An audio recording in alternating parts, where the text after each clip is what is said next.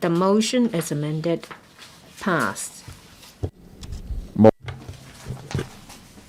Motion on legislating on digital economy and e-government services. Two members will move amendments to the motion. This council will proceed to a joint debate on the motion and the amendments. Later, I will first call upon Hon Carmen KAN to speak and move the motion, and then I call upon Dr. Honorable Kennedy Wong and Honorable Chung-hung to speak in sequence, but they may not move the amendments at this stage. The joint debate now begins. Members who wish to speak, please press the request to speak button. And I call upon Honorable Carmen KAN to speak and move the motion. President, I move that the motion as printed on the agenda be passed. The 14th five-year plan digital economy report shows that the development of digital economy is radiating so widely that it is unprecedented. And we have to remodel the competition of the world. Development of digital economy is the national policy. In June this year, the State Council has published the document to say that we have to face the new era, and we have to lead the development of digital society and create a digital landscape and ecology.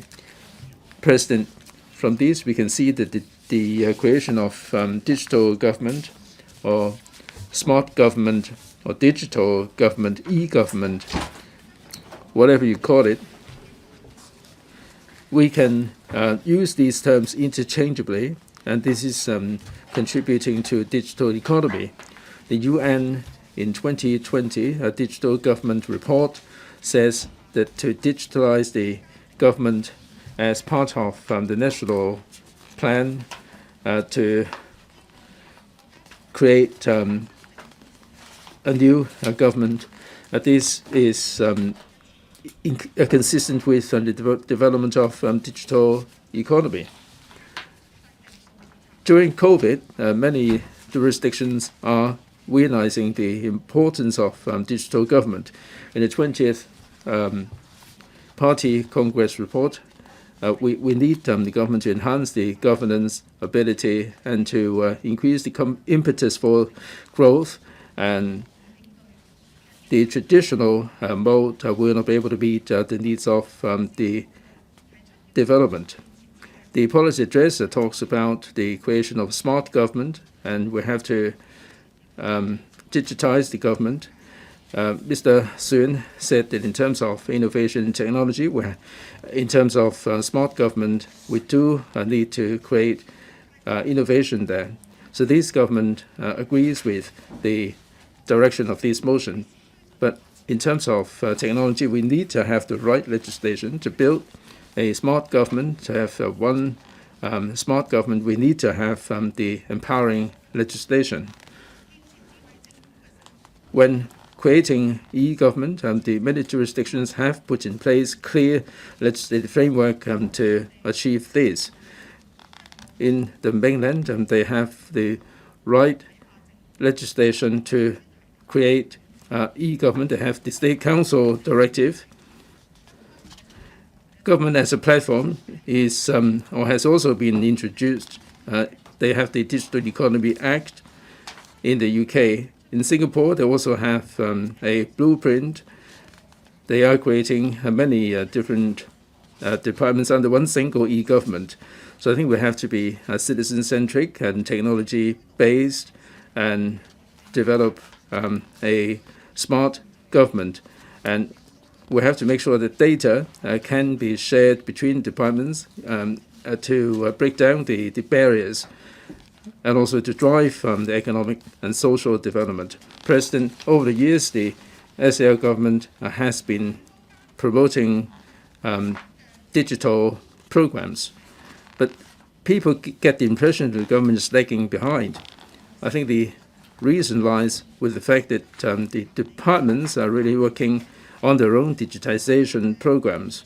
And between the departments, they are very much operating in a silo. and they are not compatible with one another. So I hope that we can forge a consensus here in this council and have a longer-term goal with regard to e-government. We may have different departments and bureaus, so we have only one single government in Hong Kong. In legislating, we have to safeguard cybersecurity and also the data privacy. And we have to have the principal legislation, and then we can come up with the code. I'm glad to see that there will be an intention to amend the privacy ordinance. I must declare that I'm a member of the Advisory Committee on Personal Privacy. The government is also intending to amend the Electronic Transaction Ordinance. The UK is also amending the Data Reform Bill in order to provide better services in the interest of the public. And they are also, for the purposes of crime prevention, share data among the departments, and the information commissioner has to change his portfolio. Other than protecting the data, the commissioner will have to ensure that there will be innovation and enhanced competitive edge.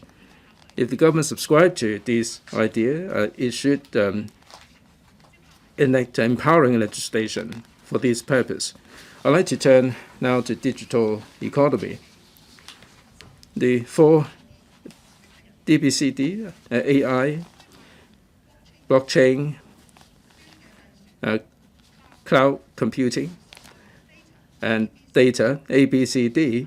Now these 4 different facets would generate economic values. And these are part of the digital economy. And digital economy is very much a part of the driving force in their economy. If we can build up the digital government and digital economy, certainly this is really the way to go. The sooner Hong Kong acts, the better. On 24th of October, the Hong Kong MA has launched the CDI, Commercial Data Interchange, in order to build up the infrastructure. And this is going to be a safe and secure transfer of data. This goes to show that the financial institution, the financial regulator is taking the lead.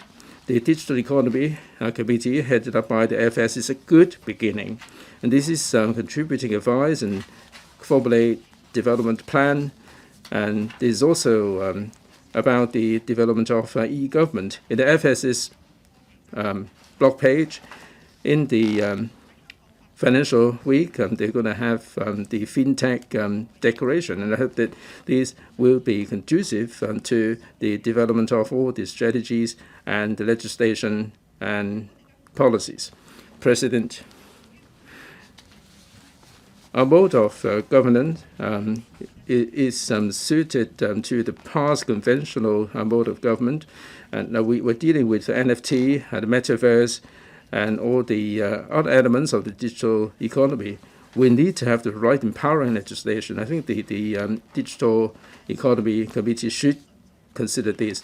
Under one country, 2 systems, we have to have the common law system that is befitting Web 3.0. We have to have the right legislation. I think we have to start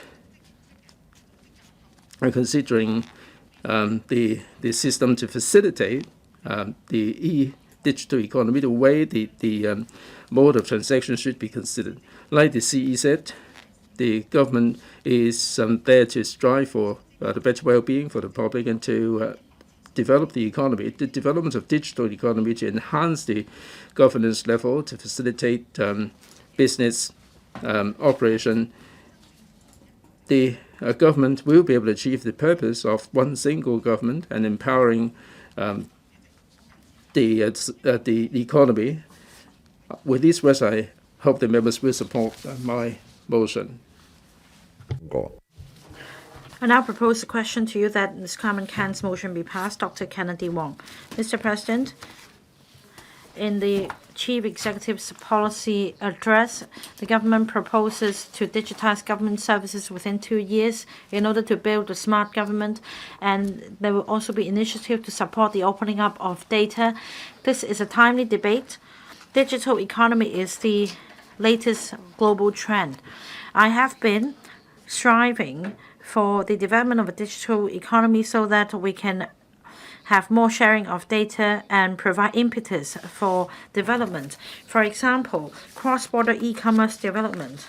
That's the crux of my amendment. In the current epidemic, in order to further promoting cross-border e-commerce development would help the business sector tap new opportunities and effectively offset the impact brought about by the epidemic.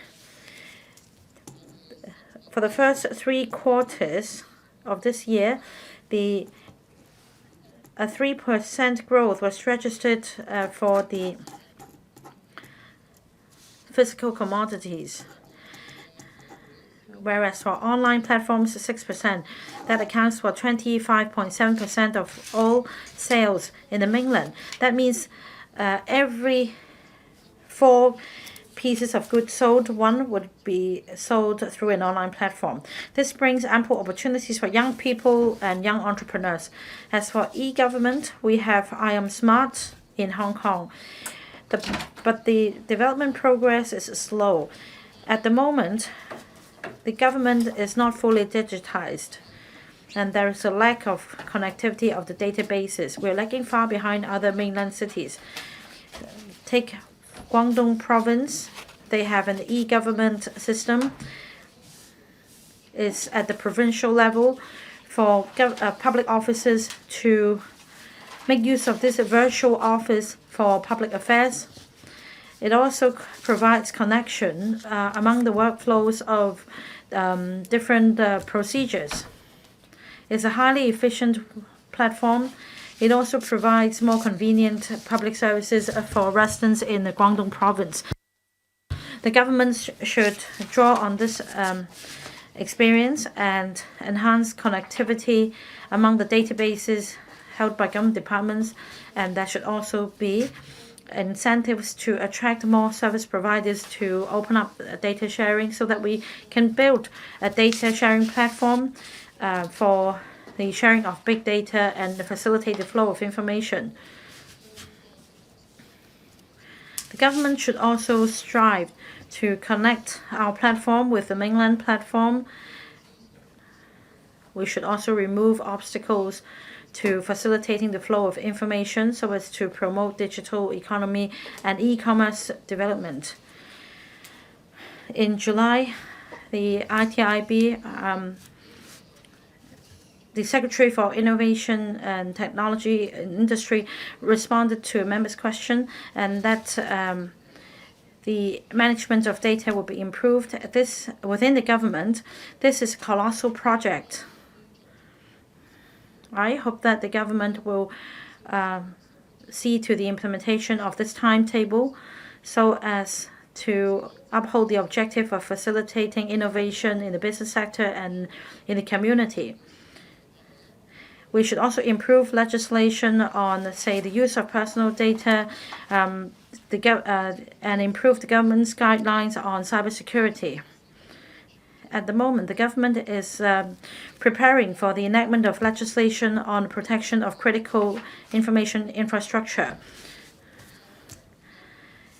There will be clear delineation of responsibilities among the stakeholders, and reference should be drawn to the PRC's Personal Data Protection Act and protection of critical cyber infrastructure, and that there should be additional elements on safety, etc., and we should step up protection of personal data. I support the motion as well as all the amendments. Mr. Chung-hung. Mr. President, first of all, I thank Ms. Carmen KAN for moving this original motion on legislating on digital economy and e-government services. Digital economy means that we deploy extensive we deploy extensively digital technology to create opportunities in order to upgrade and transform industries in an economy. We have blockchain, AI, Web 3.0, robotics, so on and so forth. All these technologies would promote the development of digital economy. At the same time, we must not allow digital economy to just grow wild, spawning a lot of problems, because we are concerned about consumer protection and labor rights. Yesterday, an honorable member asked an oral question, and he referred to an online scam. Some online shops scammed customers by receiving payment and not dispatching goods. And I am also a victim. We need to regulate these scamming activities. In my amendment, I propose introducing a licensing regime for online platforms. And I'd like to illustrate this point with the example of a takeaway platform. Recently, the service provider unilaterally changed how wages are calculated, and that led to a work strike by the couriers. And in the past, some serious traffic accidents occurred, leading to serious injuries, even fatalities. These are sad incidents. And the labor unions have found that the way the contracts are signed, these couriers are regarded as independent contractors. The platform doesn't acknowledge the employment relationship with the couriers, and the couriers do not have any protection. We believe that this amounts to fake self-employment. It's a deprivation of the labor rights because they are regarded as a production tool.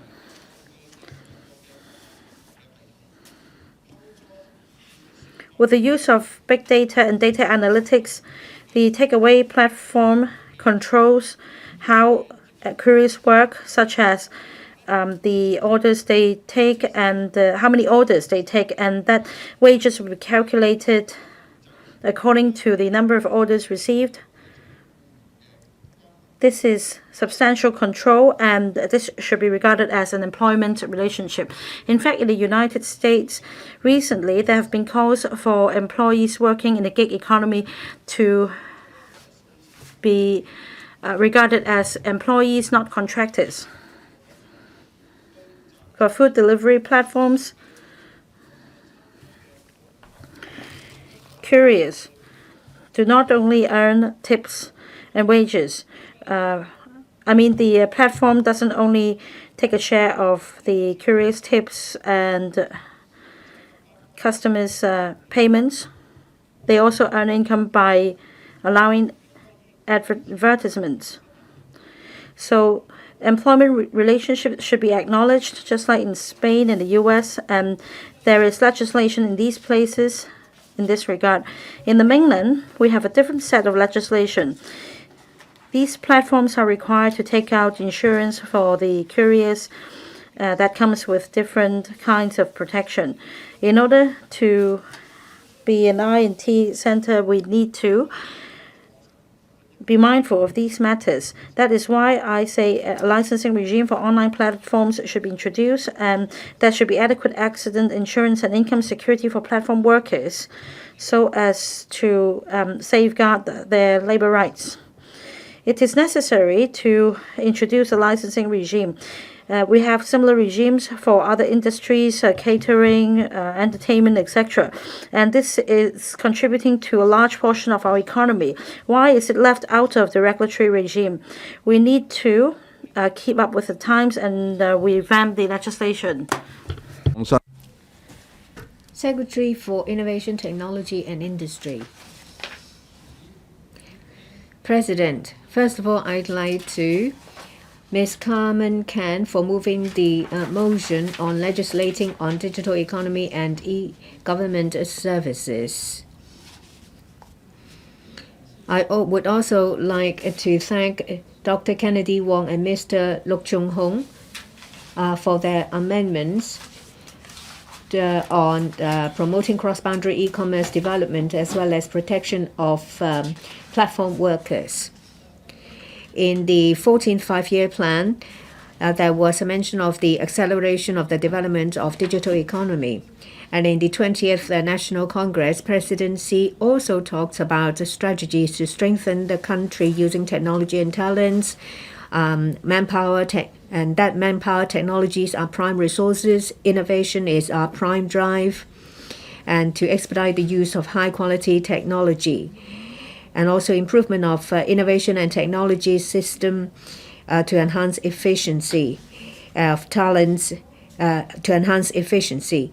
The chief executive have also, in his policy address, mentioned about dovetailing the national development, and that the use of innovation and technology is an important drive for high-quality development in our economy. There are a number of measures set down, and I will go through some salient points. In 2020, the government has announced a Smart City Blueprint 2.0, covering 6 areas and over 130 initiatives. Well, we will make use of innovation and technology to meet the challenges of city management so that members of the public can feel the convenience and the benefit brought about by a smart city and the use of innovation technology. There is also the Digital Economy Development Committee led by the Financial Secretary. The committee will study on a cross-boundary flow of data, digital infrastructure development, digital transformation, and manpower training. We will make use of data to encourage digitalization of various industries and to enhance and expedite digital transformation. There is also the Next Generation Government Cloud, Big Data Analytic Platform, I'm Smart, and Shared Blockchain Platform. Government will expedite the use of AI, blockchain, and big data to enhance the efficiency and quality of government services.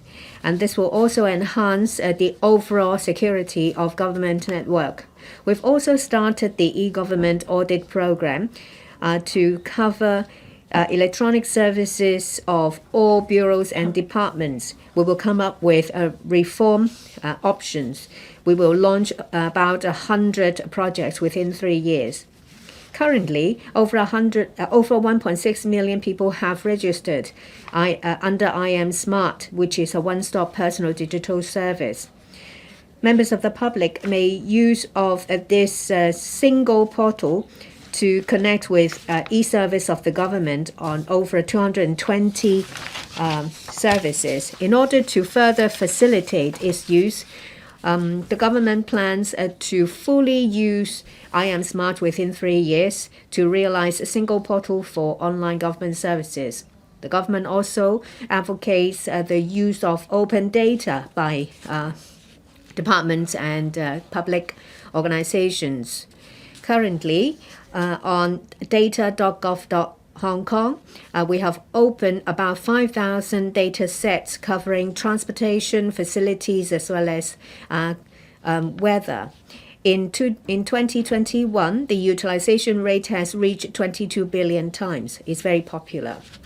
There is also the 5G, the fifth generation mobile communication. It brings a lot of opportunities in innovation and Internet of Things. So the government will do more in this regard to tap into its potential. The government has also been advocating the development of 5G, including the provision of a spectrum, the installation of base, etc., as well as the use of 5G technology. In 2020, in the second quarter, we have launched commercial 5G service. Currently, the coverage is over 90%. We rank top among other countries. We have over 4 million people using the service. We also announced in the policy address that the telecommunications ordinance will be amended. The ordinance and relevant guidelines will be amended to ensure appropriate space for the installation of relevant facilitations by telecommunications operators, so that in new buildings to strengthen our position as a regional communication hub. Well, in terms of e-government service, the government has made available a number of license application services and submission of forms using e-government service. Members of the public may use the electronic means to collect their licenses and pay bills. So members of the public can stay at home while they complete all these formalities.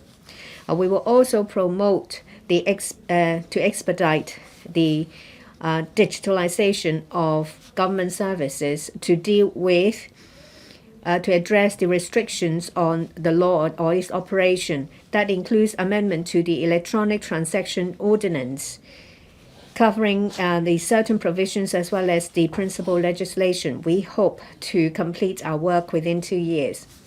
In fact, in every piece of legislation, it is there to serve a policy objective. We need to have a policy first before we consider whether there is a need to legislate or to update the law. As a responsible government, we think that the law should keep abreast with the times.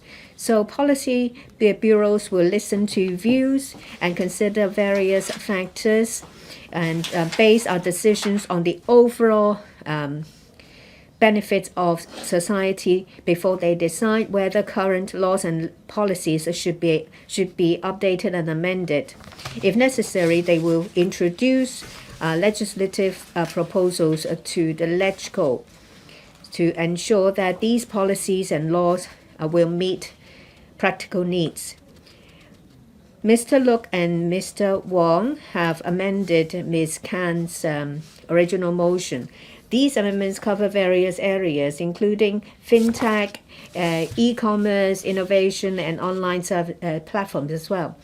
I myself and Mr. Bernard Chen, the Undersecretary of Commerce and Economic Development, as well as Mr. Joseph Chen, Undersecretary for Financial Services and Treasury, will listen to you all before we give you a detailed answer. Mr. Sunny Tan. Madam Deputy, I speak in support of the motion. First of all, I thank the Chief Executive, Mr. John Lee. In his maiden policy address, he proposes to build a digital economy and solve livelihood issues. That includes promoting e-government services. The government will fully adopt I Am Smart and open up government data. In Hangzhou, they have given some good examples of promoting e-government services. Hangzhou is one of the early cities taking forward e-government. They strived to build an e-government portal for the two places. In a city, they provide a one-stop portal for e-government services. And according to the Hangzhou Municipal Government Service website, over 5,000 applications could be processed online fully. In order to build a smart Hong Kong, we need to have a smart government. And that means we should all use I Am Smart. I thank the last and this term of government for proactively promoting I Am Smart. Since the end of 2020, when I Am Smart was launched, so far only 1.55 million users have been registered. That accounts for 1/5 of the population. The utilization is on the low side. When the Secretary, Professor Sun, responded to my question at a panel meeting, he said that in terms of websites requiring digital certificates or ID verification, I Am Smart will be fully adopted. I hope this will encourage more people to use e-government services. We are also concerned about the I Am Smart Enterprise version for the business sector. I hope that after the trial scheme, a clear timetable can be mapped out and when the business sector can use e-government services. For example, for the remote account opening using I Am Smart, I hope that collaboration can be fostered and there should be mutual recognition with the mainland on the ID verification system so that we can have better connectivity with e-government services on the mainland. We need to remove obstacles among government departments to fully open up government data. At the moment, we wear a straitjacket because of the Personal Data Privacy Ordinance. There isn't sufficient connectivity among government departments. Government departments are not able to make full use of the data they have.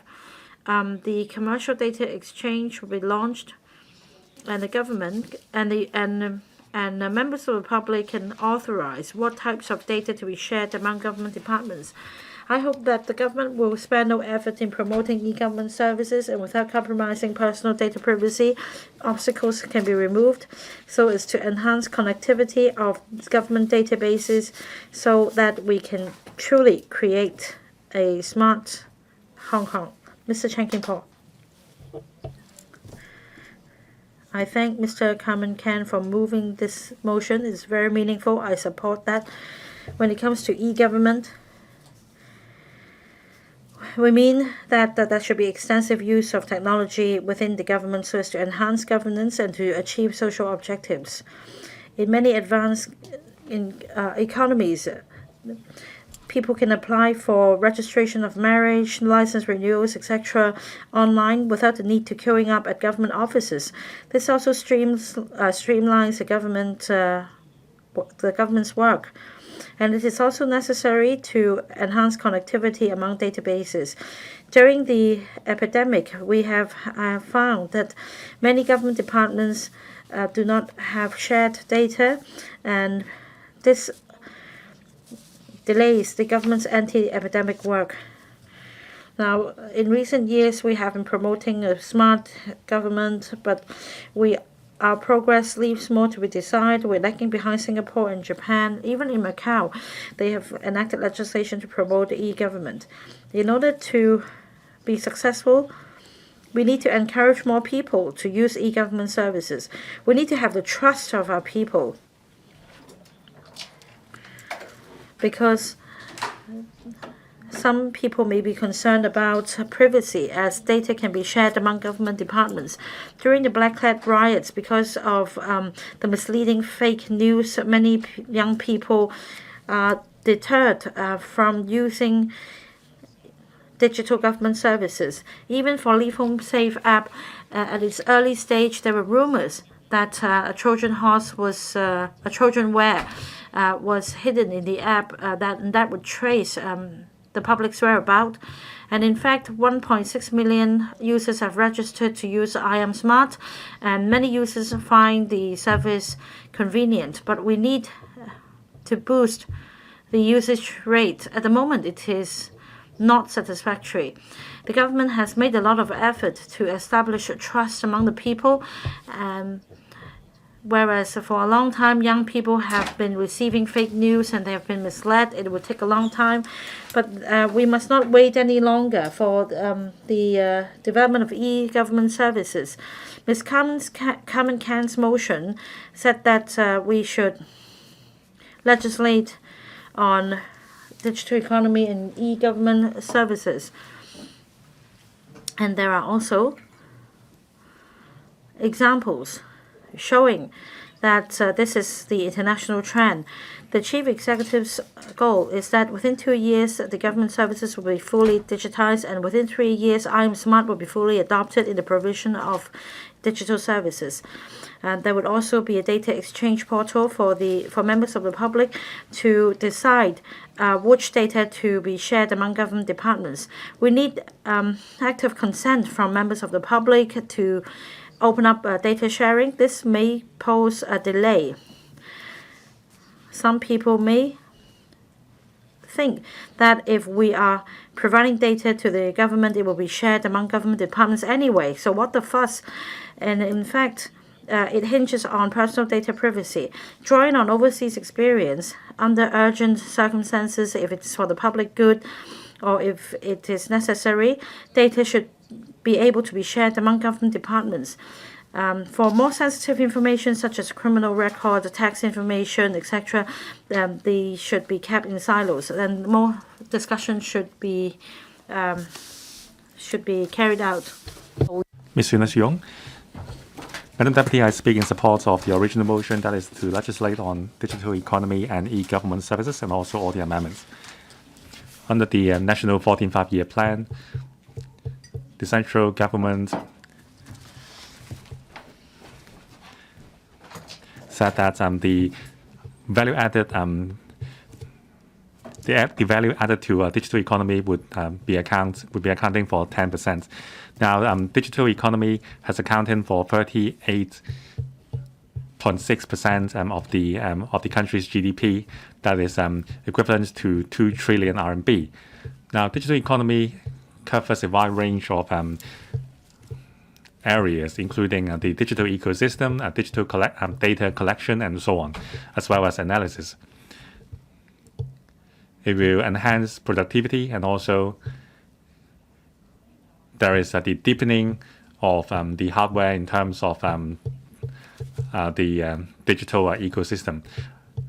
That's why we say that the digital economy is a driving force of our economy. Presidency has said that digital economy has a wide reach and a wide coverage.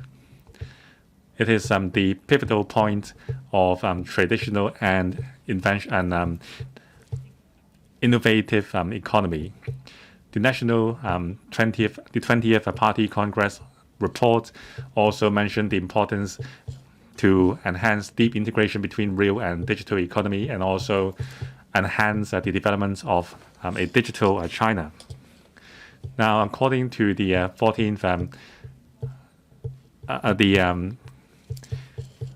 plan for development of digital economy announced by the State Council, development of a digital economy would be the major strategic drive of the country.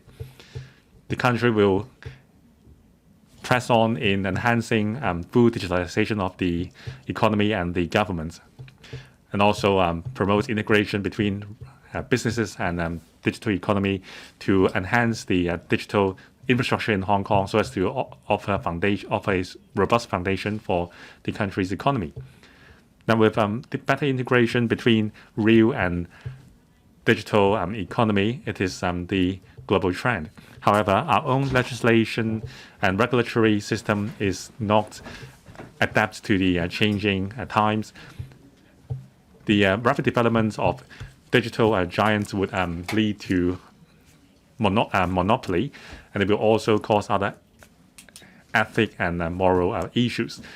With the advance of the digital economy, we have to legislate to regulate on digital assets, security of data, and also enforcement. To facilitate commercial activities, we should clearly delineate the respective roles played by the government and the business sector, so that our own digital economy can quickly integrate into the national development plan. In terms of e-certificates mechanism, undoubtedly it will enhance the government department's efficiency, enhancing transparency, and also providing better interaction between government departments and the users. Now, the government should also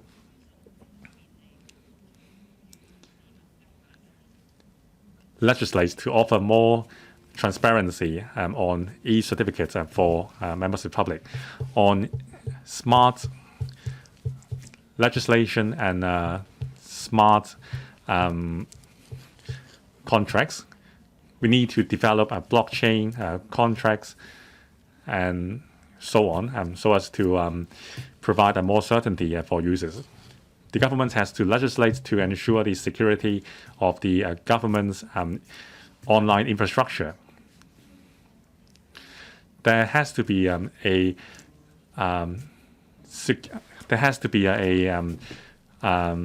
safe and secured data exchange system internally.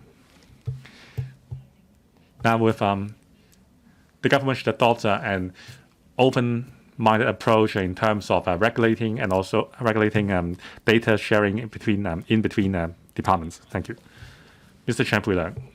Madam Deputy, I speak in support of the original motion moved by Ms. Carmen KAN on legislating on digital economy and e-government services. Digital economy has become a major engine in driving economic changes and also the competitive environment. Now, Hong Kong has a very good foundation on developing digital economy.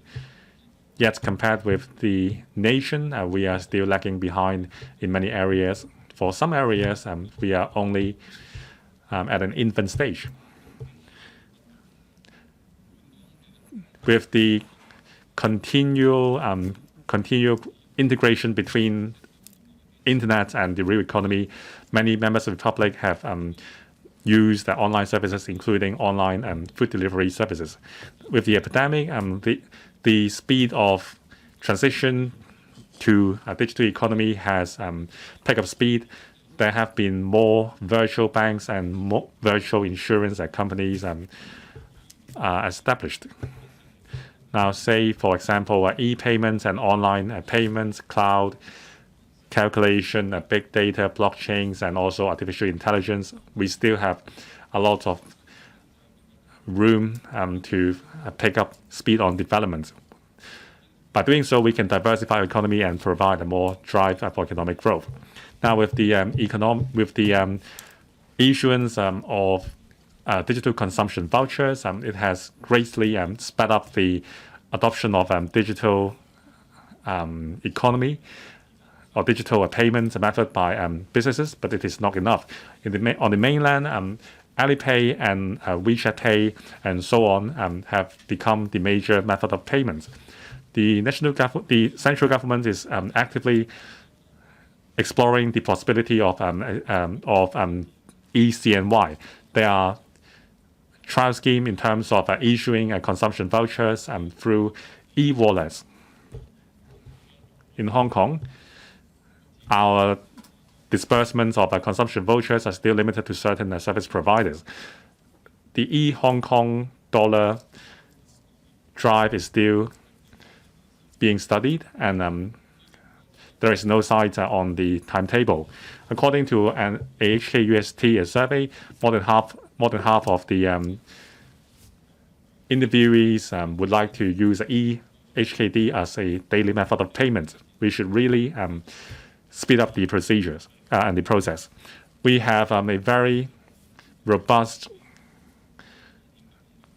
financial infrastructure and a financial market. We have to enhance our speed in adopting a digital, embracing digital economy. I agree with the original motion. We have to legislate on protection and regulation. With the advance of digital economy, there will be legal issues. The EU and the US, the UK have attached equal importance on developing digital economy and legislation. They are on key areas like artificial intelligence and protection of data, and there are legislations. In Hong Kong, we should balance the sharing of data and privacy, and also ensure the public on the security of the data, and also create a favorable and benevolent competitive environment for digital commerce. To develop Hong Kong into a smart city, we have to expand the functions of I Am Smart so that users can have better experience using the application.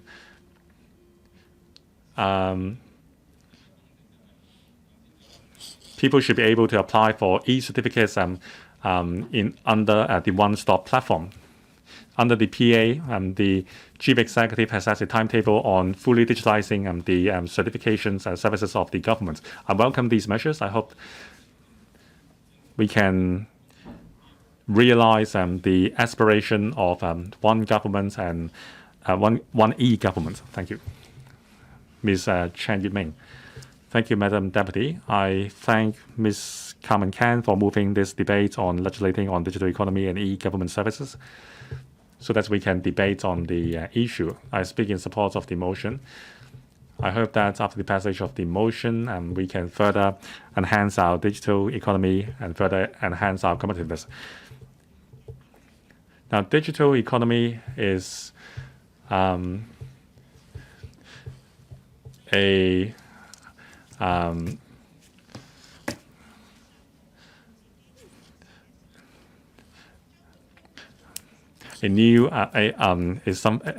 very new idea. So it will drive economic changes and also changes in our daily life. Now, there are lots of incentives to embrace digital economy. Say, for example, consumption voucher schemes. The government has made use of electronic payment method. Now, back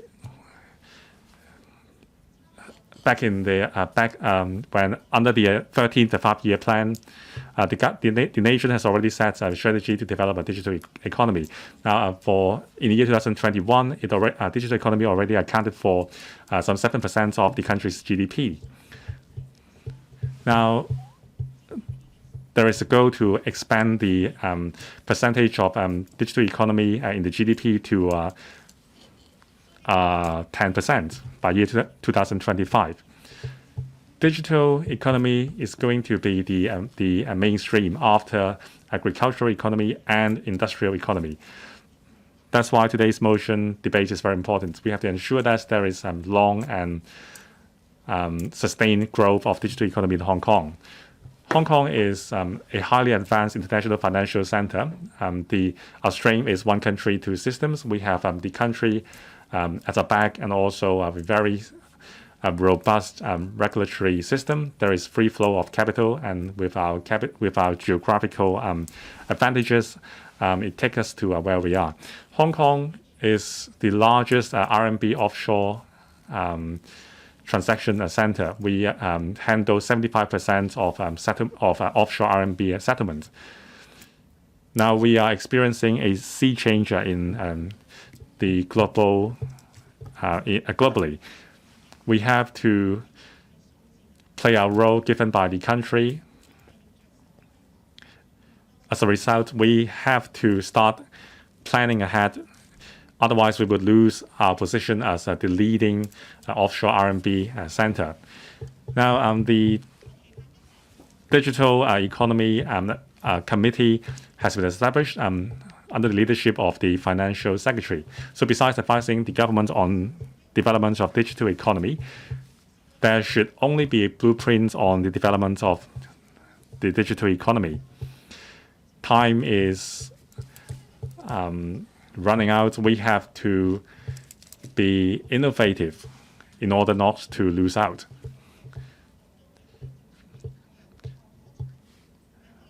In the northern metropolis, innovation and technology is going to be the key industry. There will be land available for development of digital economy. Under the 14th five-year plan, the central government mentioned that the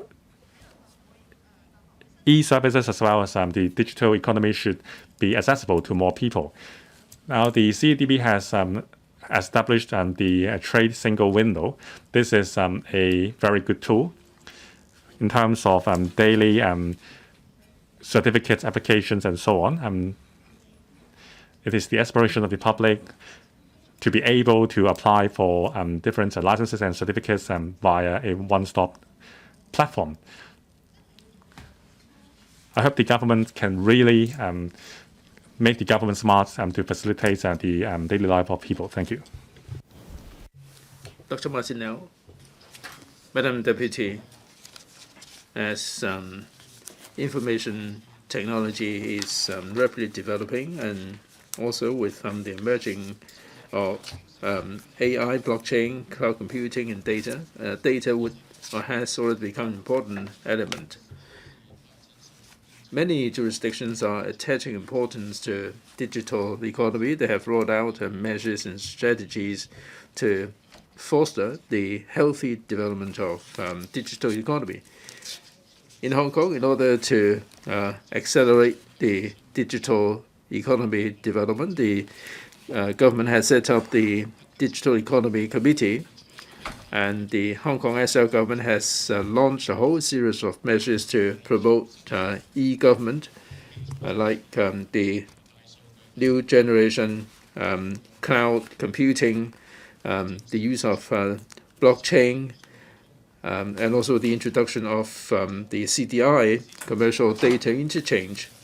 In his policy address, the Chief Executive laid down the target of full digitalization in 2 years, and in 3 years' time, we're going to be using the I Am Smart application, and the data will be opened up to foster development of 5G application. The government is attaching importance to digital infrastructure, but we haven't done anywhere enough in terms of legislation. The cybersecurity legislation is still on the drawing board. The copyright ordinance amendment has been taking a long time. According to the 2022 competition ranking of the 60-odd jurisdiction, Hong Kong ranks 9th. And in terms of preparedness, we rank 18th. In the breakdowns, in terms of the ability to cope with cybersecurity, we rank 48th. The protection of privacy under the law, we are trailing at the end of the queue. So we need to have digitization, and this is important to guard against risk. The legislation for e-government and digital economy, we do need to have the legislation. And we need to have the core engine, the right to use, the right to transfer. I think everything has to be based on legislation. The legislation to do with data is scattered in the privacy ordinance, the copyright ordinance. We don't have any dedicated ordinance to govern the use of data. And this is really bucking the trend of the world. In 2016, the EU has put in place the GDPR, and they have enforced this to protect privacy. At the mainland, they've also introduced the Data Security Act and Information Act. In Hong Kong, there is a dearth of legislation in this area, and it is preventing the opening up and sharing of data in Hong Kong. I urge the administration to take a leaf out of the book of Singapore. They have legislation to govern the sharing of the information, and this is assuaging the concerns of privacy, and we also need to have the right system to encourage the opening up of data. And also legislation for digital economy should be a balance between development and regulation for the illegal acts like the abuse of monopolistic platform. We can take reference from the EU's legislation. Regarding AI, big data, cloud computing, I think we have to remove the unnecessary regulation. We have to look at we have to be inclusive and open up or unleash the potential for the development of digital economy. With these words, I support Ms. Carmen KAN's motion. Mr. Legislating. Madam Deputy, the technology is developing so rapidly, radiating so extensively, it is really unprecedented, quickening the pace of development, improving the legislative framework to ensure the healthy development of digital economy. It is a task in the midst of no more delay, and this is something that everybody is aspiring for. The legislation for digital economy will be serving the aim of integrating Hong Kong into the national development. And this is also an important area for international competition. As global competition is getting more intense, there is more legislation around the world. I think we have to unleash the potential for digital economy, and we have to have the right legislation which is comprehensive, which is timely, to accelerate the legislation for digital economy is also an important means to safeguard national security. Now, given the digitization, there is an even development, and there is a lot of competition. I think we have to have the right legislation to tackle the conflicts. To seize the opportunity, the State Council has published the 14th Five-Year Plan regarding the digital economy. The aim is in 2025, the digital economy will be flourishing, and Hong Kong should be integrated with this national trend and enhance our own economic competitive edge and relevance. As mobile technology is developing rapidly, global jurisdictions are resorting to electronic means to provide seamless, efficient public service, and the members of the public are also encouraged to take part. Digital or e-government will save costs. It will also enhance the efficiency and transparency of governance. It will also have better interaction with the public. Since 2021, the Hong Kong SL government has already developed the e-government services. But the e-government services in Hong Kong are really developing at a glacial pace. A lot of the e-services do not focus on the user-friendly aspect, and this is really counterproductive. Instead of conveniencing the public, it would be very disruptive to the public. E-government, Madam Deputy, is an evolving area. The right legislation is important to ensure healthy development of e-government. With legislation, we can make sure that the services are consistent, and we can also have some guidance and regulation over the services in order to build the foundation for further development. Everything we do, we need to have the right tool. If we don't have the right regulation, we will not be able to move in the right direction. So I support Ms. Carmen KAN's motion. Mr. Perry, you. Madam Deputy, I thank Ms. Carmen KAN for moving this motion on digital economy and e-government. Now we have the IoT, blockchain, cloud computing, and data. Technology is developing by leaps and bounds. Now we have the metaverse, NFT, and cryptocurrency. There are ample opportunities for development.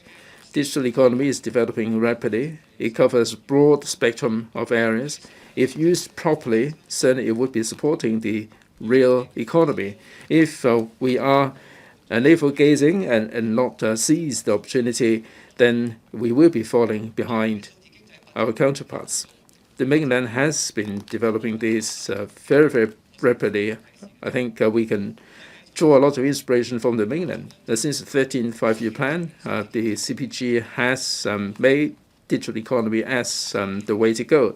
In 2021, in the 14th five-year plan, it stresses or specifies the whole design for the digital economy. In October last year, President Xi Jinping talked about the new stage of the development of digital economy. In 2016, the scale of the economy has doubled to $4.5 trillion.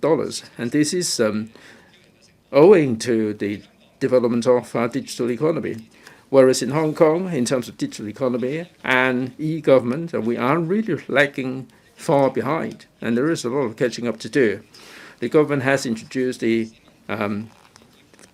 consumption voucher scheme, and this has galvanized the use of e-payment, and this is a good step. And I think the government should do more in publicity and education to promote e-government. The government should also review the existing legislation to see whether there is any catching up to do in order to maximize the potential of e-government. I think we do have the condition to develop or digital economy, but we have to make preparation for that. We have to have the proper planning for the scale and for the development. This has to do with IP and privacy. In order to have a steady development, the government has to put in place the right legislation and to make sure that there will be proper development without undermining the public's interest and undermining the healthy development. E-government is an important part of governance. In order to enhance the efficiency and accuracy, it would be good, it would be convenient to the government. In December 2020, the government has introduced I Am Smart. It's been around for 2 years. At the very beginning, there were some teething problems with limited applicability. But as the CE said, in 2 years' time, the government services will be fully digitalized. In 3 years' time, the I Am Smart will be fully rolled out. As Hong Kong is integrated into the GBA, the e-government can be a starting point. Not only does it cover the government services, I think it should be applicable to the services in the Guangdong province. If Hong Kong is to be integrated into the mainland e-government and the integration with the GBA center would have a role to play. The government should resort to legislation to break down all the barriers to encourage the use of e-government services. This should be applicable to all government. We have to make sure there will be one-stop online service. And the system will be able to approve the identity, and the government should be more integrated with the mainland e-government services to facilitate the travel of the citizens in order to have a smart GBA. I support the motion. Mr. Ronnie Chan. I thank Ms. Carmen KAN for moving the original motion on legislating on digital economy and e-government services. This is a neglected topic. We now have a chance to debate on it. I support the motion. Technological development changes the world. Different countries have been moving towards smart development as well as the use of digital approach. Well, the value of data has increased greatly. Well, first, in the 1980s, there was the popularization of computer, and then afterwards there was the wide use of the internet. The third breakthrough will be development of Internet of Things. In terms of a digital economy, well, there is more and more data generated by the government. The use and analysis on the data is very important. So data management is very valuable. Its importance lies in the use and control of data. Through systemic management, a very powerful mechanism can be established. And this can be used in data management in a lot of different areas. For financial services, with the use of digital data, if it's properly analyzed, then we can adopt a targeted marketing, risk management. Value can be added to the banking sector, but if it's improperly managed, it will result in pecuniary loss as well as an impact on one's image. So we need to make good use of data and to control its risk. That is a very difficult balancing act. We all understand that digital economy is important to enhancing the economy. There are a number of legislation for digital projects and data management. There are also initiatives to transform data. In a 14th five-year plan, in terms of production factors, there are strategic plans put in place. In Hong Kong, in the budget, there is a digital economy development committee set up in June. They will make recommendations to the government in terms of development of the industry, encouragement and policies to promote digitalization. One of the tasks of promotion of e-government service is to ensure that government's data should be properly protected, because the data is privacy. In the mainland, we have personal information protection law and the data security law. Now, they cover areas of data protection. In Chapter 5 of Data Security Law, it talks about that government data should be properly collected and protected. In terms of our own legislation, we have a PDPO, Personal Data Privacy Ordinance, enacted in 1996. It was revised in 2012 in relation to using personal data for direct marketing. The other one is on doxing. The two amendments did not cover government data. The government should introduce legislative amendment on this to expedite the scientific use of government data. I so submit. Thank you. Mr. Stanley Ng. Madam Deputy, I speak in support of Ms. Kan's original motion and the amendments by Mr. Look and Mr. Wong. And in 2017, that was the announcement of Smart City Blueprint, covering the many different areas: smart mobility, smart living, smart environment, smart people, smart government, and smart economy. The FTU has also suggested something similar. That is, a smart city where everyone has a chance should be put in place.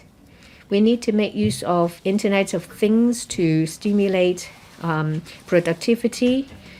We need to make use of big data to improve manpower deployment.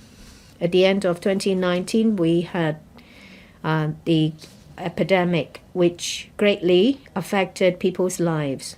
But it has also promoted the use of smart technology in different areas. Legislation for digital economy by the government lags behind. Say, for example, protection of customers making online purchases and the prevention of online scams. Labor protection of practitioners working for digital platform is also lacking. Under shared economy, how do you delineate or differentiate different types of employment terms.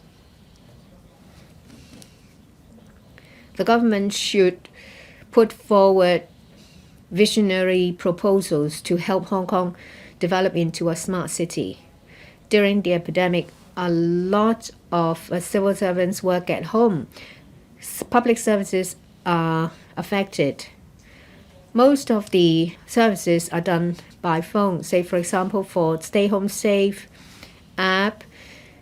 Well, for services, you only get them when you make a phone call. You can't use an app.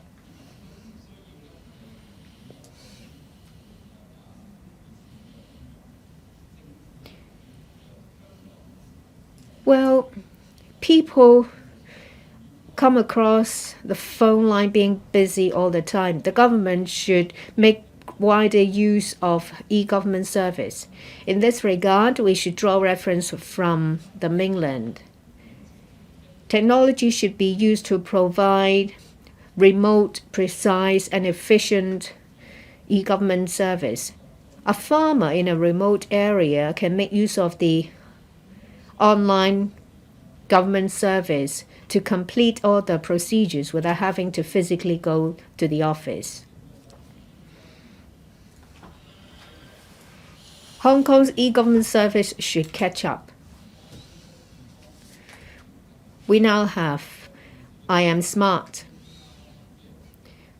but the KPI on I Am Smart is just the volume of transaction. It doesn't cover coverage. A lot of users said that the app itself is not easy to use. You have to go through lots of steps to get registered. The government should catch up. The government should conduct studies on legislation on e-government service. Say, for example, standards, authorization.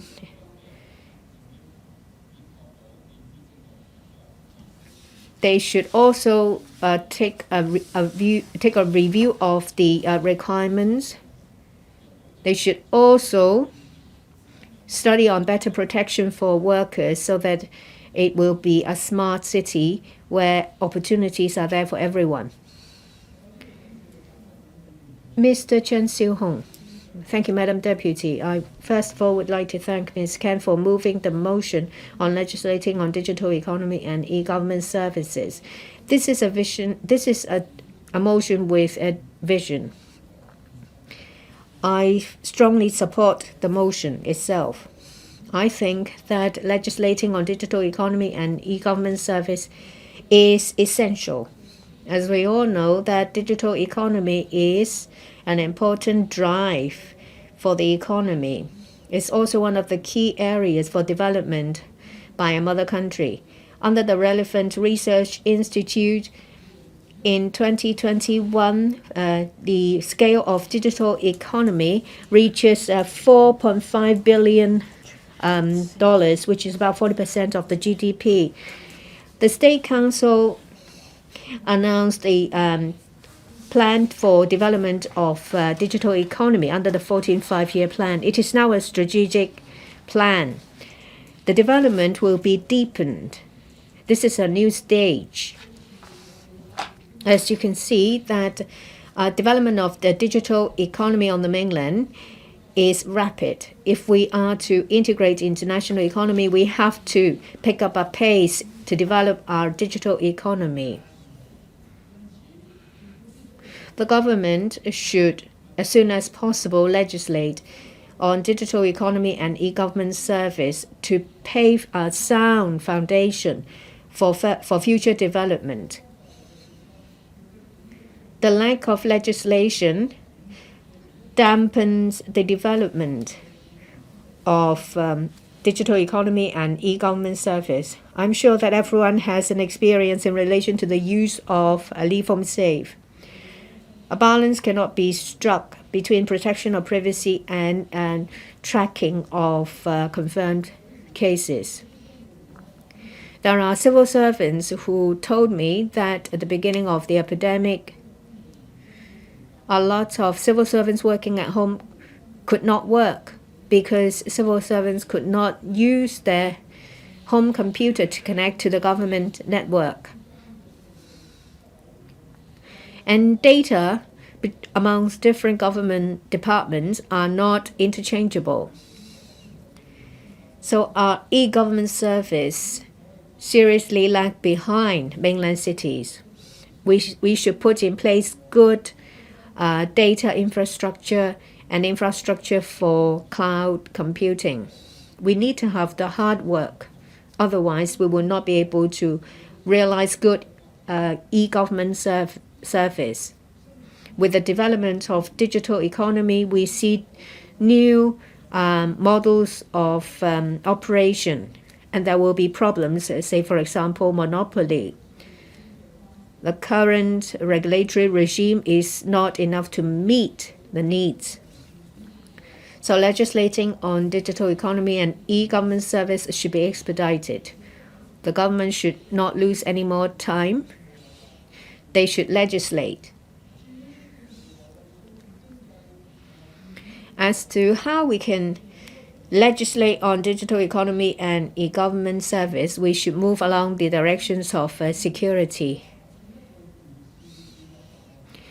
We can first work on existing legislation and for protection on data security. At the same time, the government should remove barriers where risks are controllable. Technology and data should be open to make room for further development. The protection of privacy should not stifle the development of digital economy and e-government service. The two amendments themselves are good, but the addition emphasize on certain areas. I think that the topic itself should not be restricted to certain aspects. I hope that the government will continue with the result-oriented approach to create a favorable condition so that Hong Kong can develop into an INT center. I so submit to support the original motion. Mr. Lau Kwok-fan. Thank you, Madam Deputy. First of all, I thank Ms. Carmen KAN for moving this motion on legislating on digital economy and e-government services. I speak in support of the motion. Developing digital economy and e-government services is a prerequisite for providing impetus to high-quality development in Hong Kong. It will enhance efficiency for e-commerce development. For Northern Metropolis in the future, it will be positioned as the International Innovation Technology Center, and e-government services will allow it to give full play to its potential. For example, we need to iron out details on connectivity of data with GBA cities. Mr. Chung-hung talks about legislation. I would like to talk about hardware. Legislation, of course, is important. Hardware, meaning facilities, of course, is equally important. We need to enhance digital infrastructure. We have the Internet of Things, and we're moving towards a new era. We need to build a vast network with capacities to support the development. We need to support 5G development and IoT networks, etc., so that we have sufficient computational capacity by having more data centers, and we also need to build blockchain-based centers. However, the infrastructure I mentioned necessary for the development of digital economy and e-government services don't seem to exist in Hong Kong. For example, what about digital infrastructure in the North District? IoT data centers aside, we aren't even improving the telecommunications network there. Now, if you've been to New Territories North, in the more remote areas, you don't even get a phone signal, or you get a phone signal from the mainland service providers. In the past, we relied on private service providers for telecommunication services. There is more to be decided as far as the laying of cables and setting up of stations are concerned. So according to the policy address, improvements will be made. New buildings will be equipped with the necessary infrastructure. But on top of that, the government should do more to improve the 5G network. We need to improve digital infrastructure in order to provide impetus for development in a northern metropolis. In fact, this concept can be adopted for the development of digital economy and e-government services. We can form a 15-minute living circle in the North District. There is now a greater demand for innovation technology such as AI, etc. And in order to have comprehensive economic development, the mainland is also pushing forward the improvement on information infrastructure. For example, there is an exchange set up in Beijing on the information infrastructure. There are also 17 pilot zones on I&T development. The government should leverage on the mainland's development and take forward digital the development of digital economy. We can set up an exchange on information and data in Hong Kong and take forward AI development. Meanwhile, we should legislate on the relevant matters, and we should invest in information infrastructure so that we can build a hub in the APEC region in Hong Kong and integrate into the country's development plan. I support Ms. Carmen KAN's motion. Dr. Johnny Ng. Promoting digital economy's development is now a national strategy. According to the State Council's white paper published in 2020, there are 4 major objectives. We need to digitize industries. We need to industrialize the digital sector, and so on and so forth. We are taking forward the development of Hong Kong into a smart city as an international financial center and a metropolis. We need to develop, legislate on digital economy. I support Ms. KAN's motion. It's all about digitizing the government and government services, and we need to remove obstacles. President Xi, in his keynote speech on the 1st of July, he mentions the 4 musts. We must enhance governance. In Mr. John Lee, the Chief Executive's policy address, he puts forward a reform of the civil service to enhance efficiency. In response to President Xi's request, we should acknowledge this effort. We should also enhance the use of technology in government departments and sharing of data among government departments. Over the years, the fragmented approach has posed obstacle to enhancing governance, and the government therefore cannot resolve livelihood issues. Because of some concerns, there are obstacles to sharing data among government departments. Time is right for legislation to be amended. We should give priority to promoting a digital economy and e-government services. We should remove barriers. For example, for the e-health platform established some time ago, the purpose is to allow sharing of health records among healthcare service providers. There are 4 million registered users on this platform, and with the patient's consent, healthcare institutions can retrieve the patient's records, but this is not extensively used in the private healthcare institutions. More should be done so that single portal or single platform can be formed. Another example is a digital identity verification service of I Am Smart. The purpose is to facilitate members of the public in using online government and commercial services. However, it is still not user-friendly enough. A central personal database should be set up to further facilitate the provision of public and commercial services online.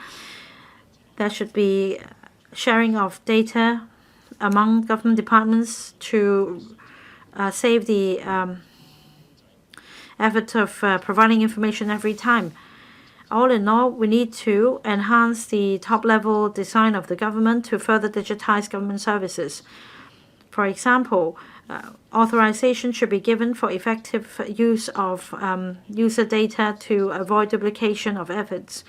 In fact, in the mainland, there are efforts to legislate on e-government services in different cities. In June this year, the State Council published an opinion on regulating digital and e-services. The purpose is to enhance e-government services to better serve the public.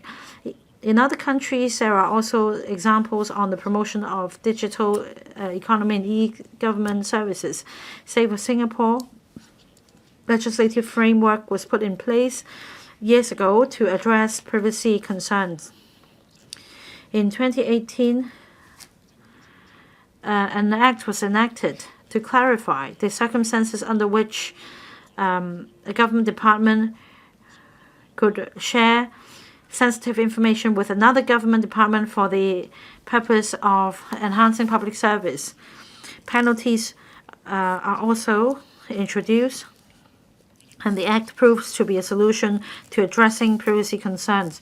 Inevitably, we are moving towards a digital age. The global trend is to legislate on digital economy and e-government services. This will help prevent risk and enhance governance. I think we should take it forward as quickly as possible. Mr. Kenny Flung. Thank you, Madam Deputy. With the developments of digital technology, we have artificial intelligence, cloud calculation, and Internet of Things. Industries are beginning to transition into digitalization.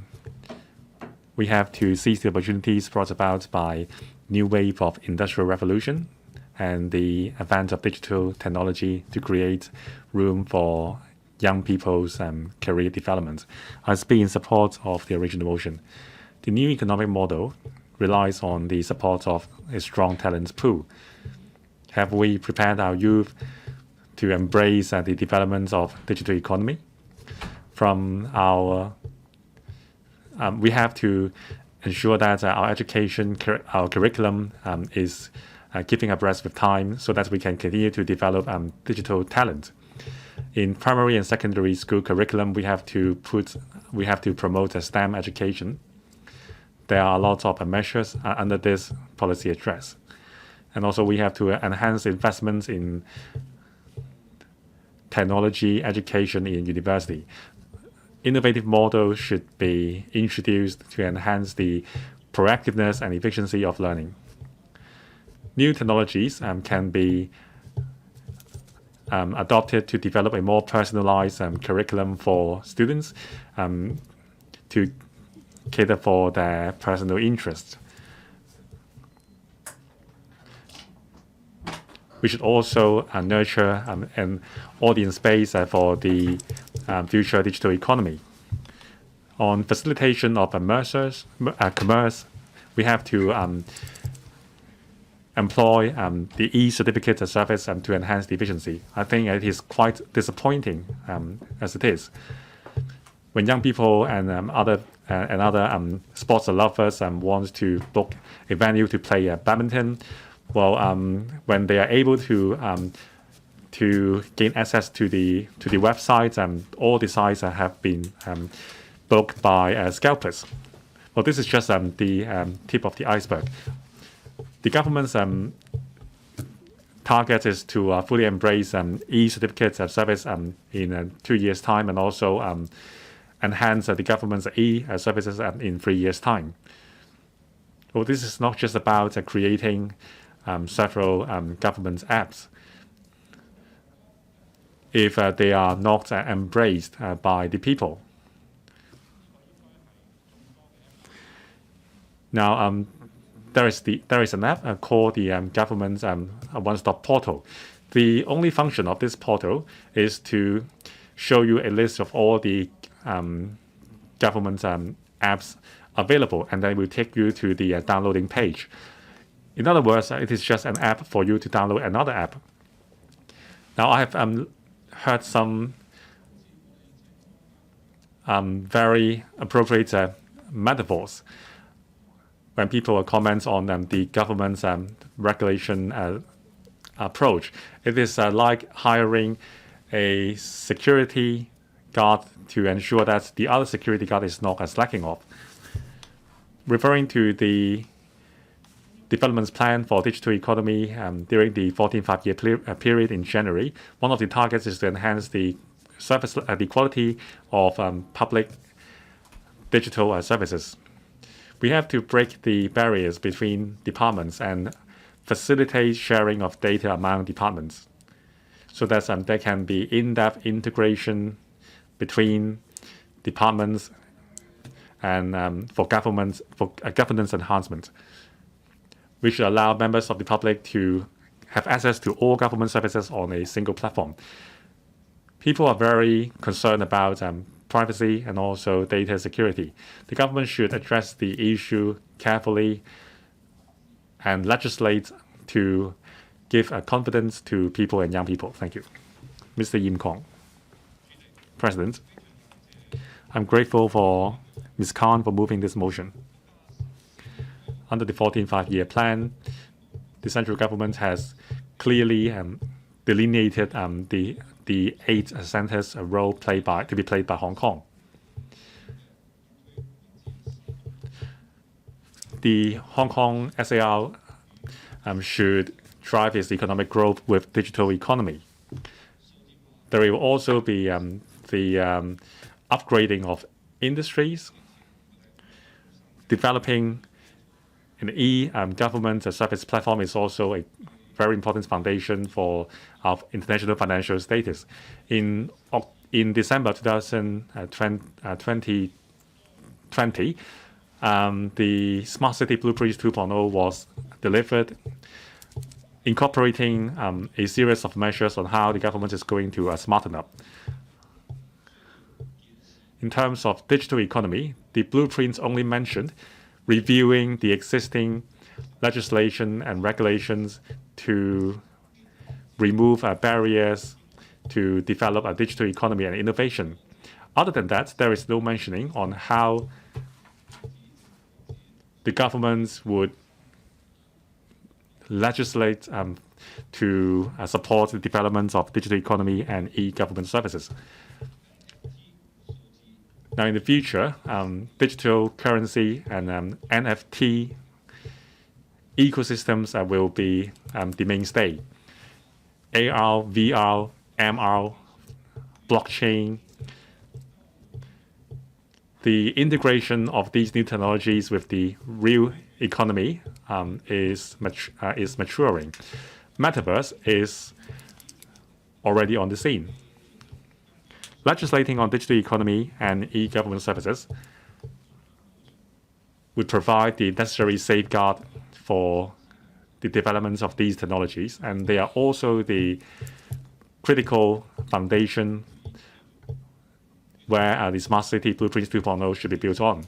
I support the original motion moved by Ms. Carmen KAN. Mr. Tony Chair. Thank you, President. I speak in support of the motion moved by Ms. Carmen KAN, that is to legislate on digital economy and e-government services. During the previous 2 legislative terms, I have been urging the government to develop digital economy and also offer smart services within the government to give full play to the data collected and also open up the data. The government promised me that they would take on board my views. However, the progress is so slow and the results are disappointing. Finally, this year, the government has a concrete plan to actively promote digital economy and e-government services, including establishing the Digital Economy Development Committee, and also a more comprehensive approach to develop e-government services. There are also a series of measures on speeding up the development of a smart city, including digitalizing government services within 2 years and establishing the one-stop platform for all government services in 3 years, and also facilitating cross-boundary flow of data. I support all these measures. The original motion urged legislation on digital economy and e-government services. Well, I'm not a legal expert. That is Ms. Carmen KAN's view. But I think reform does not necessarily require legislation. For example, electronic submission of application forms. Many departments do have this service. However, for some departments, a PDF file would be required. A conversion is needed at every step. And sometimes the departments require members of the public to print out the electronic forms for record purpose. It is not smart, and it is not eco-friendly. There are other examples. For example, departments messing up Zoom video conferences, and also no connection for civil servants at home with the government systems. Most absurdly, some departments only accept paper-based tender applications, and representatives have to be sent by the tender applicants to put the proposal into the letterbox. Well, sometimes the departments would give the applicants a CD-ROM for access to necessary information. Well, it is not. It is very difficult to find a CD-ROM, a CD reader nowadays. Is the government really trying to embrace a digital economy, or is the government willing to learn, or is it still adopting a rigid mindset? The world is changing. We have to change as well. Now, on Mr. Michael Look's amendment, he mentioned regulating online platform, requiring online platform to provide sufficient accident insurance and wage security for employees. Food deliverers should be offered sufficient labor protection. I support the idea of the amendments, but I have reservation whether legislation is the only way to go. I so submit. Thank you. Dr. Chung-hung, President, I go along with Ms. Kan's motion. In Hong Kong, we do need to legislate on digital economy and e-government services. The key thing about a motion is to legislate, to go down the legislative path, and I've got 3 recommendations here. First, the urgency and necessity for legislating. I think we have to look at our positioning and put in place the legislation as soon as possible. President Xi talked about digital economy, and this is reshaping the world order, and development of a digital economy is to seize the strategic importance of this area. The mainland is reinforcing Hong Kong's position as an innovation and technology center. Hong Kong does have a good opportunity. The government has, in June this year, set up the Digital Economy Committee. This represents a good beginning. In the policy address, there was mention of the transfer of data between Hong Kong and the mainland, and this is showing the rapid development of digital economy. So there is an urgency for going down the legislative path for e-government, because that would provide good enough legislative protection. Second, we have to have regard to the experiences in the mainland and other parts of the world in relation to the legislation. Hong Kong is in a unique position, and in this dual circulation setup, I think we do have a role to play, and we have to learn from other parts of the world. In Guangzhou, they have the legislation for digital economy, and this has gone into effect, and this is providing a very good legal protection for digital economy. There are similar pieces of legislation in the European Union, and I think these are very good reference points. And in the area of trade, finance, and service industries, Hong Kong does enjoy pretty good advantages. I think we have to enact the right legislation there. Third,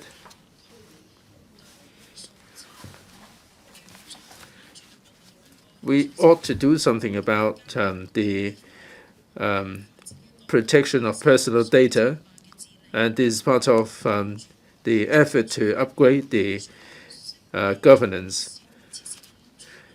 The data security, cyber security, and all these are issues that have to be taken care of in the development of digital economy. This also has to do with national security. There are data centers that are being built in Hong Kong on a widespread scale. The legislation for protecting data should be reviewed and improved. I understand that the relevant legislation was enacted in 1996, and there were amendments, and we also have the privacy data ordinance to protect personal data privacy. In drafting the legislation, I think we have to look at the existing legislation, and at the same time we have to target the characteristics of e-government and digital economy. We have to enact the relevant legislation to enhance the regulation of data privacy. I support Ms. Kan's motion. President, we're dealing with digital competition, and there is a blurred line between military and civilian use of the technology. Cryptocurrency, drones, the tracking of mobile device signals, and these are modern day kind of tools. In terms of e-government, the government has been promoting the development of shared data, but according to a paper, electrical paper on spatial data, different departments have their own different formats. In between departments, there are technical discrepancies, and there is a lack of cooperation that deter the development of common use of spatial data. And there are data silos that are developing, and this is conducive to the global development. Data consists of personal data. There is an element of privacy. I think we have to get this out of the way. But not all data have to do with personal data. In many other parts of the world, they do have personal privacy protection framework. Some said that during the big data era, we should have the right to forget. Do we have the right to ask the data providers to not keep certain parts of our data? Now, all these emerging issues, I'm sure that will be addressed as the legislation is being drafted. The business sector has been developing e-transaction, the Consumer Council published a report on the morality of AI. Now, AI is very much part of society. When the government is developing digital transformation, it should have regard to the examples of other parts of the world. There can be some blueprint to be formulated to protect the interests of the consumer. The social media platforms have been collecting data to look at the consumption pattern.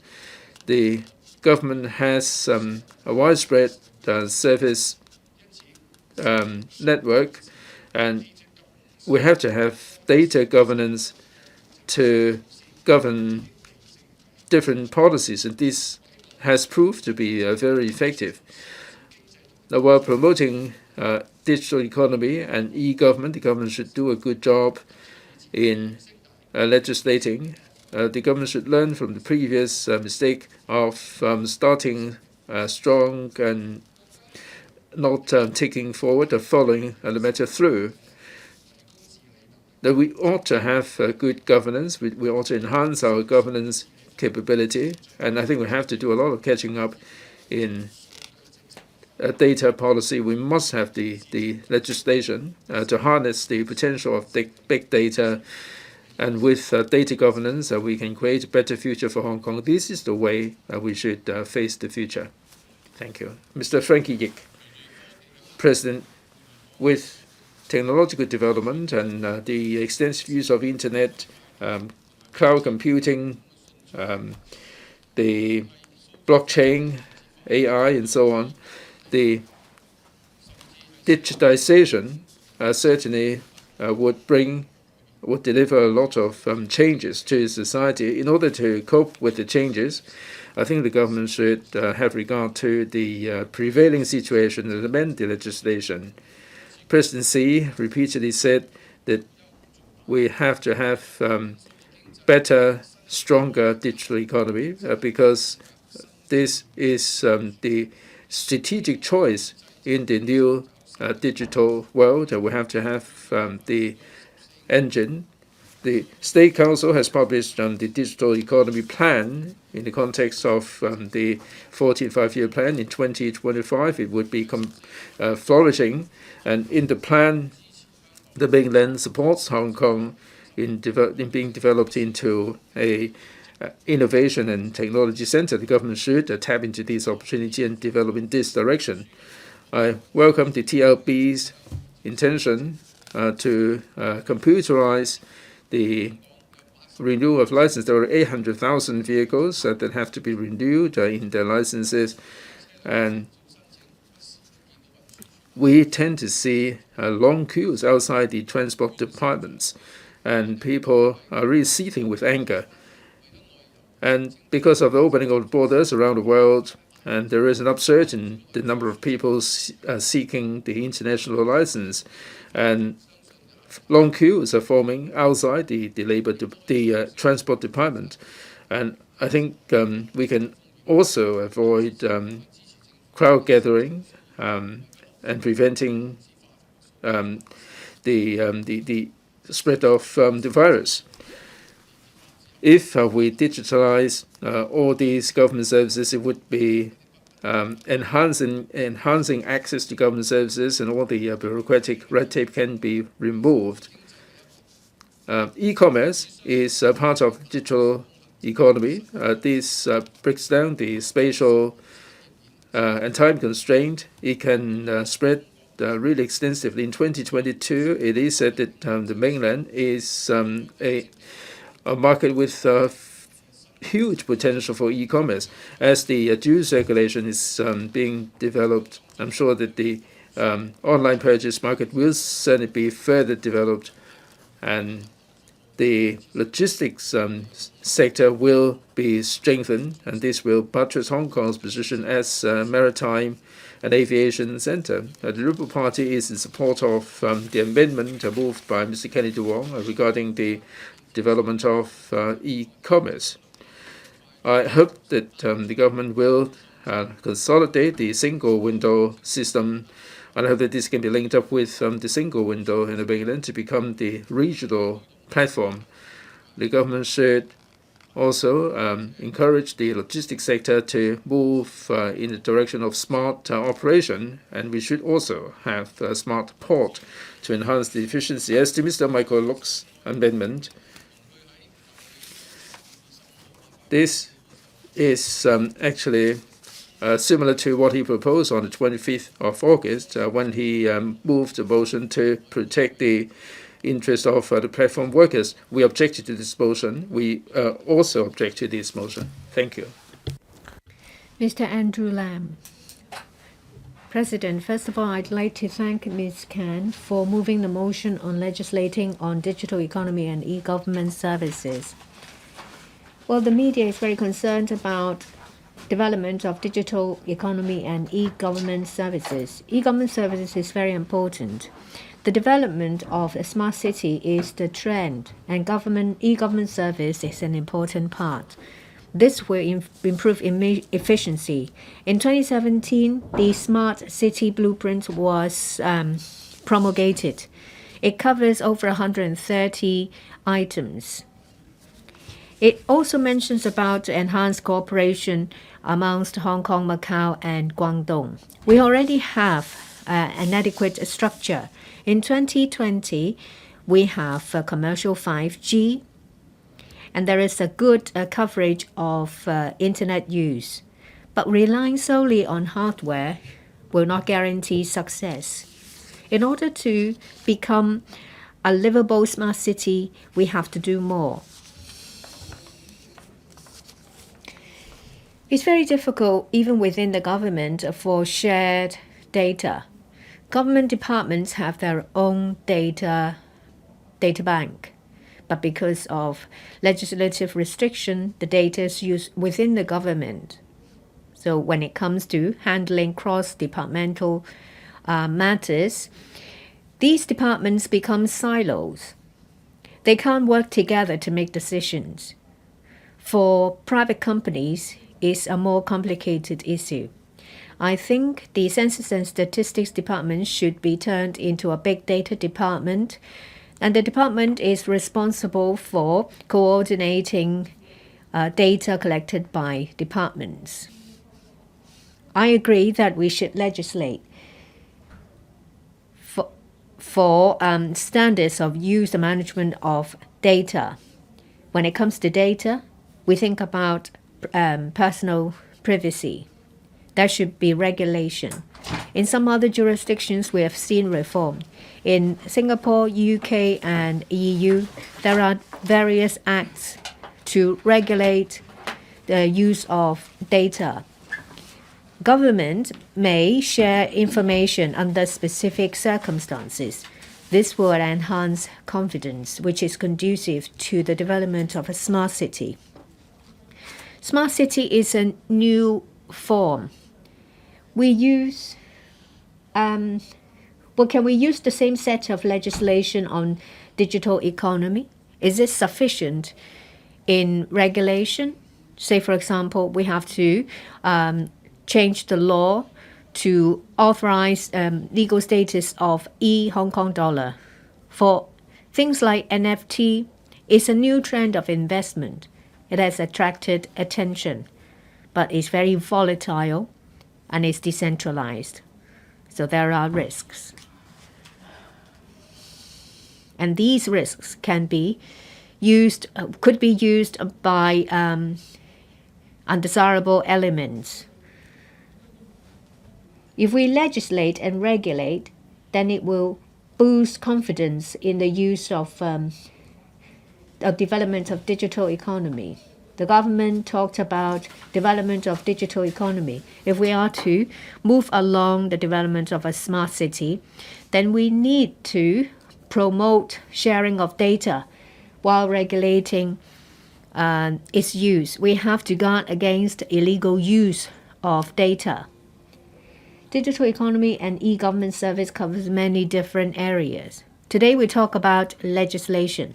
We need to think about the whole picture instead of focusing on individual details.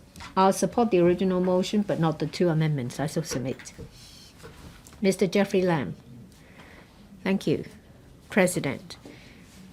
Hong Kong is an international financial and logistics center. It's because we have vision, and we also have unique advantages. But after the epidemic, we have to start anew. We will leverage on our solid foundation, and we should also be innovative.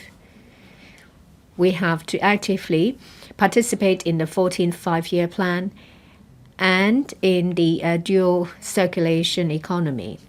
If we are to keep our position as an international financial center, we need to make use of new tools to enhance our competitiveness.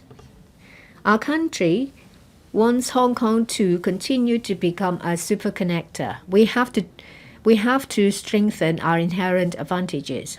In the 14th five-year plan, we see support from the central authorities for Hong Kong. We should strengthen the use of AI, big data, blockchain, cloud computing. We also need to enhance internet security. Hong Kong is the biggest wealth management center. There are many different financial products. We can serve overseas investors. In the face of emerging technology and industries, we need to take the initiatives to understand the pros and cons of these products and areas. Virtual asset is a new industry. There is a lack of supervision. The market itself is volatile, which may cause huge losses for investors. I'd like to emphasize that when it comes to management of financial products, we need to put in place a secure environment. We need to revitalize our economy. Whilst we develop our economy, we need to take into account protection of national security.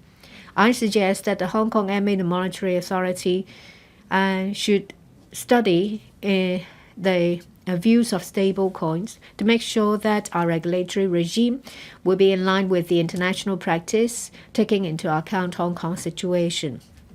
I also suggest that there should be a cross-departmental task force in the use of digital economy in the everyday life of people. In relation to setting KPIs and the use of electronic services of government projects, we need to put in place a comprehensive plan. We need to remove barriers. We need to break down barriers amongst departments. We are a metropolis. We have sound systems and a robust financial system. Hong Kong's innovative thinking and flexible spirit is also our advantage. We need to strike a balance between regulation and meeting the needs of the market. We need to continue to tap into our inherent advantages. I hope the government will be wise and practical in their decision making. I so submit. Mr. Lo Wai Kwok.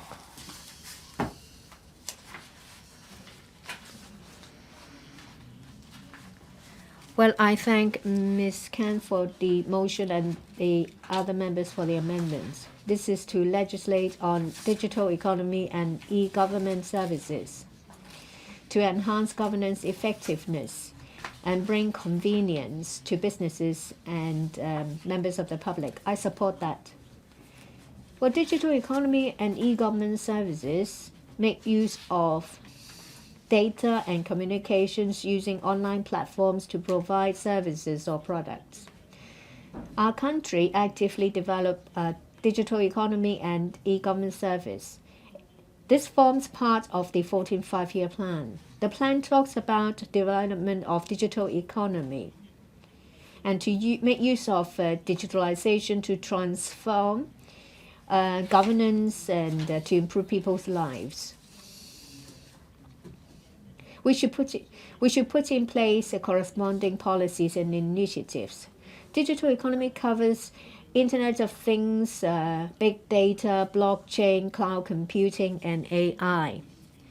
Under the plan, there is an emphasis on streamlining the workflow and making use of technology, and to enhance the Internet and to enhance e-government service. In Hong Kong in 2017, there was the promulgation of the first Smart City Blueprint. In 2020, December, there was an update, which is a version 2.0. It covers 6 areas, including smart mobility, smart living, smart environment, smart people, smart government, and smart economy. There is also talked about the promotion of digital economy. However, in terms of digital economy and e-government service, we lag behind mainland cities, and they fail to meet the needs of enterprises and people. At the beginning of 2020, after the outbreak of the epidemic, I tried to explain about the plight of our sector. There are problems because civil servants work at home. Approvals of different plans encountered difficulties. At that time, a conventional way was used. Of course, the solution lies in using electronic services. The problems have highlighted how backward e-government services are. In his maiden policy address, Mr. John Lee said that in 2 years, there will be full e-government service in 2 years, and in 3 years, there will be the use of I Am Smart in all government services. So there will be a single portal for different government services. But the government has not put in place a data bank. Government departments only consider privacy when they create an app. They have not thought about making it easy to use. Government departments should be aware of the need to share data. There should be a centralized data management system. This will be conducive to a multifunctional electronic platform of government services.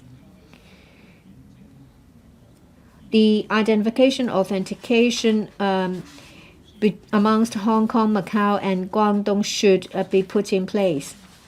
This will promote e-commerce service. Electronic transaction could take place.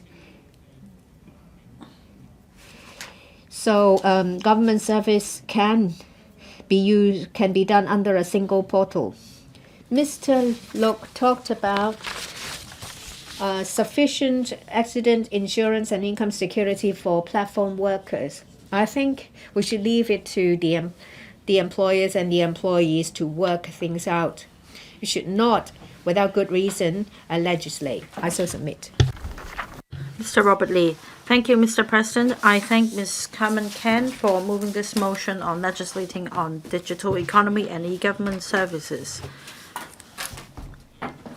It will bring convenience and benefits to the public and the business sector, and it will also help enhance governance.